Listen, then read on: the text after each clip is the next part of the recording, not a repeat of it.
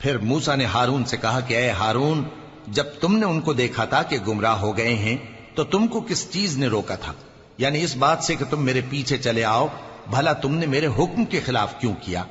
कहने लगे कि ऐ मां जाए, मेरी दाढ़ी और सर के बालों को न पकड़िए, मैं तो इससे डरा कि आप ये ना कहें कि तुमने बनी इसराइल में तफरका डाल दिया और मेरी बात को मलहूज ना रखा। मूसा ने फरमाया, तो ऐ सामरी, तेरा क्या हाल है?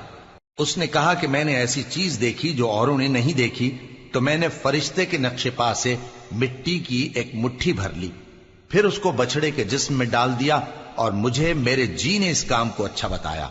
मूसा ने कहा, जा, तुझको दुनिया की जिंदगी में यह सजा है कि कहता रहे कि मुझको हाथ ना लगाना, और तेरे लिए एक और वादा है, यानी अजाब का, जो तुझसे टल ना सकेगा।